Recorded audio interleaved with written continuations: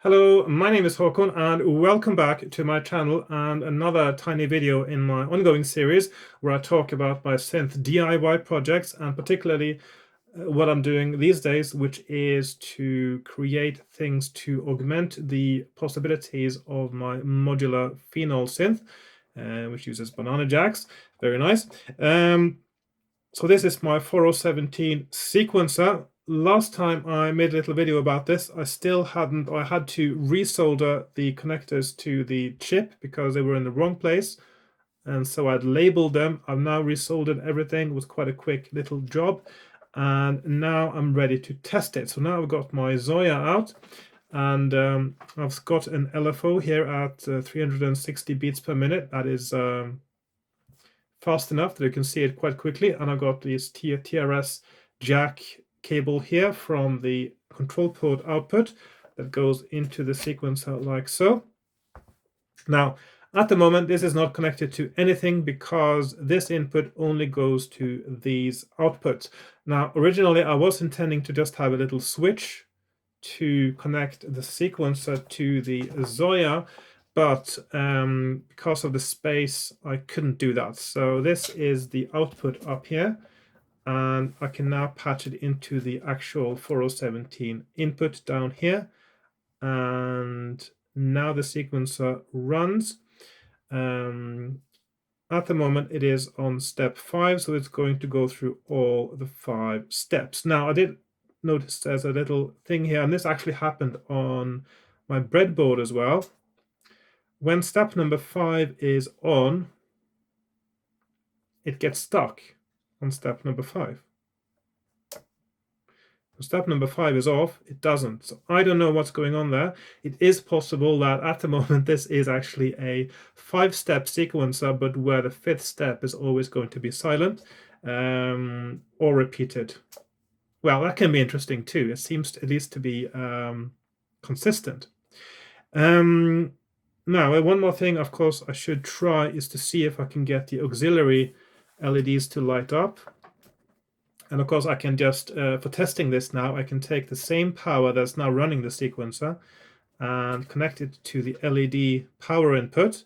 And as you can see now, it is flashing in sync with the gate input it's getting. And you can see the green light lighting up here, which means it's a positive voltage. So I did wire it up correctly.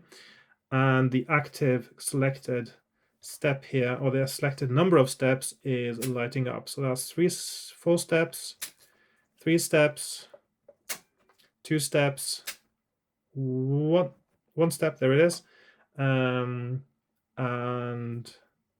sequencer off. And of course now technically this light should not be lighting up, but this light goes off correctly when the sequencer is off. And this, let's just see now, so that is the whole sequence. Now this is the whole sequence output is off and it is on. That is correct. What else can I try? One more thing I could try, I suppose. That's just the attenuator for the input there. Just maximize that. I can attenuate there as well. That seems to work fine. One thing I could try is to run the LEDs from the... So now the auxiliary LEDs are run by the sequencer. So the output of the sequencer, I should say, rather than the Zoya directly. See, they light up a little bit weaker, perhaps. 2 steps, 3 steps, 4 steps, 5 steps, but of course this step is still off.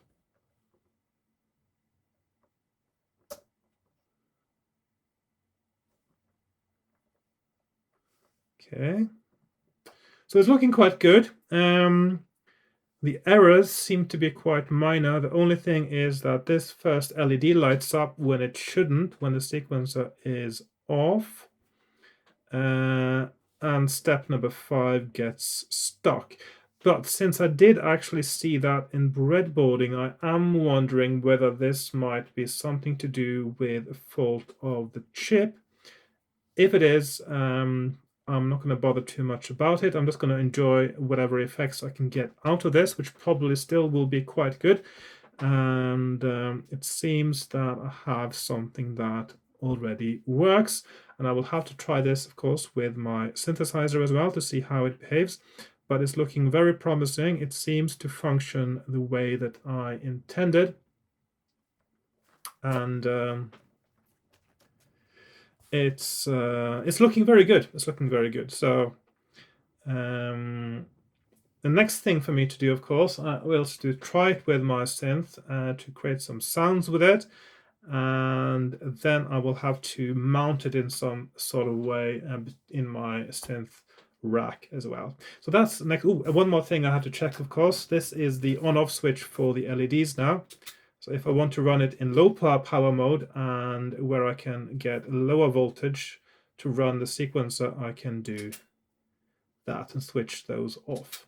Not ideal because now you can't see where it is, but of course these still indicate how many steps you have running. You can see at the moment, because I'm running the LEDs from the same circuit as the sequencer, which probably is a good idea actually if I'm using this, is because now I can see the sequencer advancing in the flashing of these lights.